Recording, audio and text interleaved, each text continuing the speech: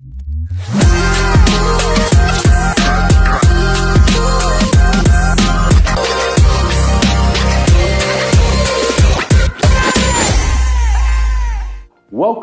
to the 22nd segment of Student of the Week.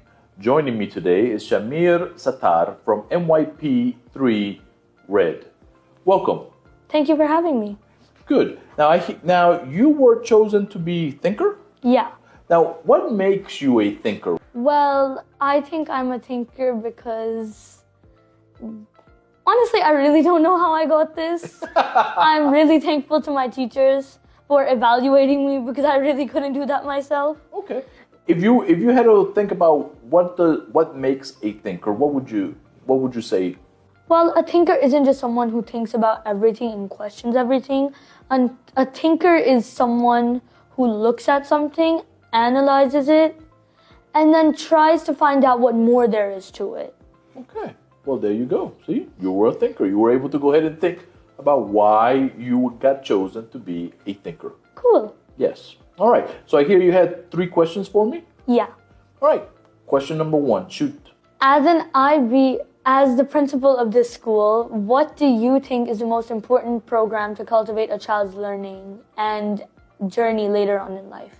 Only school that has the 4 programs, which is the PYP, MYP, DP, and CP.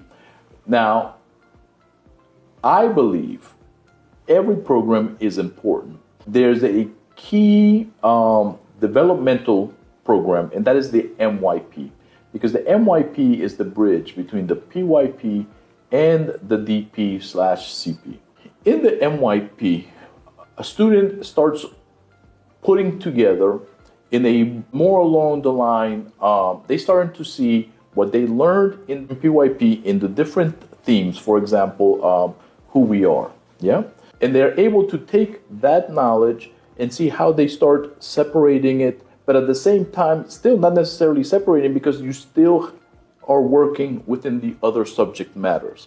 But they start to see the difference that it's, this is an actual subject in science or math or English, but they still interconnected at the same time. Because when they get to the DP level, okay, they have different subject matter. And so that is important for them to go ahead and start actually delving deeper into these particular subjects. And that happens in the MYP.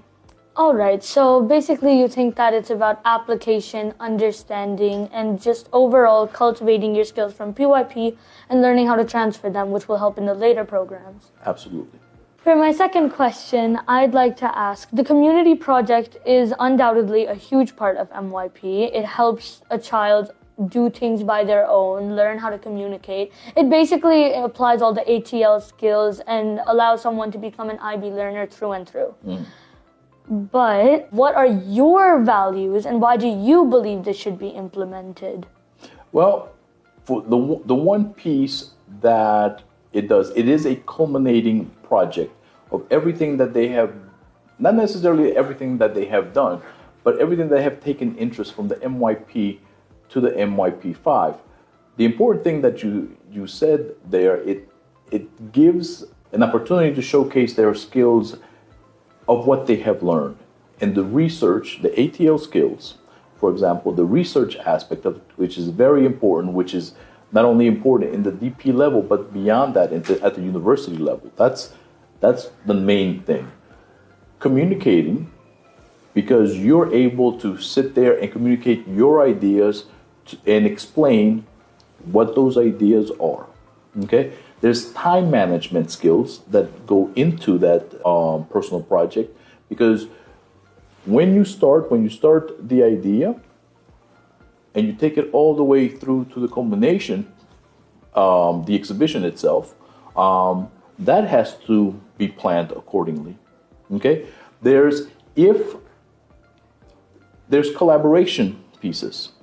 Now, not necessarily collaborating with your classmates necessarily, but there are personal projects that are that 2 people do together if they so choose. But also the personal project might involve an expert outside of the school. So I'll give you an example. Let's say you're doing a skin product and you go to a dermatologist and you ask about, what would be the best ingredients for a particular lotion, if you're so doing that, if this is something that you want to go ahead and do. These are some of the reasons why. All right. Yeah. And for my third question, digitally, exams are starting to become more popular to be digitalized because of it's more safe, there's less of a chance for cheating, potentially there's more security measures. But what are your thoughts on this? I'm going to tell you one thing. Because I'm an IB educator, assessments are a necessary evil that we have to go ahead and have to justify to higher institutions of learning why a child or a person should go there. Personally, as an IB educator, I always look at growth, yeah? And so there's a lot of value that is put in unnecessarily on particular grades.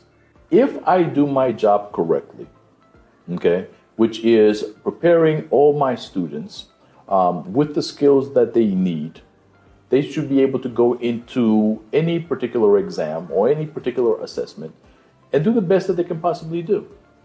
At that point, whatever grade he or she has, it's what they are capable of doing right at that moment.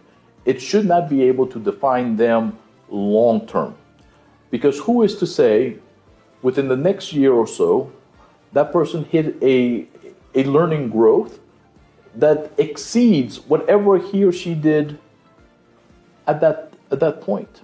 So for me, educating you in the IB system, being able to go ahead and teach you those skills in each particular subject and the delivery of those, I think regardless of it, I'm happy with whatever results that you do. And usually, and this is something that educators always say, if you do it right, everything else takes care of themselves.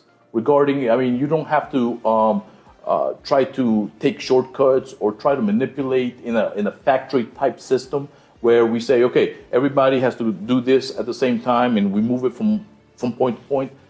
I don't think that necessarily works.